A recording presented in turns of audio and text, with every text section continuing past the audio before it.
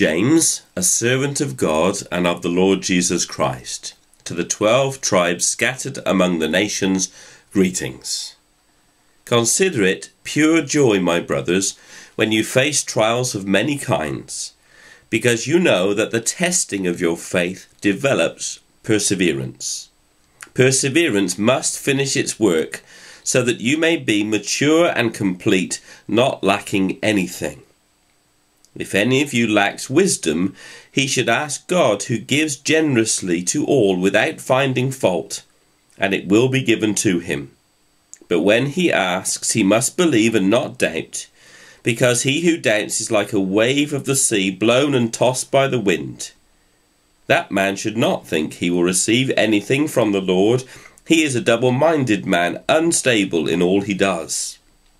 The brother in humble circumstances ought to take pride in his high position, but the one who is rich should take pride in his low position, because he will pass away like a wild flower.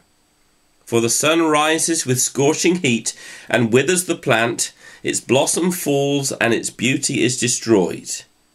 In the same way, the rich man will fade away, even while he goes about his business. Blessed is the man who perseveres under trial, because when he has stood the test, he will receive the crown of life that God has promised to those who love him. When tempted, no one should say, God is tempting me. For God cannot be tempted by evil, nor does he tempt anyone. But each one is tempted when by his own evil desires he is dragged away and enticed. Then, after desire has conceived, it gives birth to sin, and sin, when it is full grown, gives birth to death.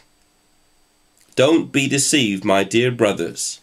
Every good and perfect gift is from above, coming down from the Father of the heavenly lights, who does not change like shifting shadows.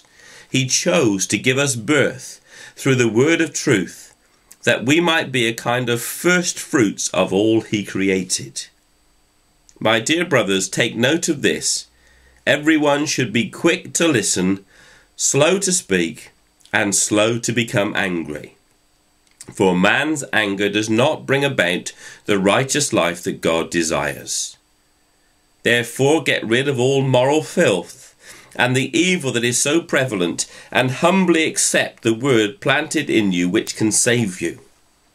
Do not merely listen to the word and so deceive yourselves. Do what it says.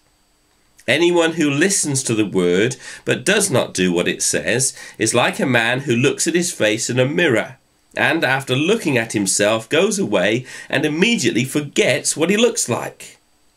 But the man who looks intently into the perfect law that gives freedom and continues to do this, not forgetting what he has heard but doing it, he will be blessed in what he does. If anyone considers himself religious and yet does not keep a tight rein on his tongue, he deceives himself, and his religion is worthless. Religion that God our Father accepts as pure and faultless is this: to look after orphans and widows in their distress, and to keep oneself from being polluted by the world.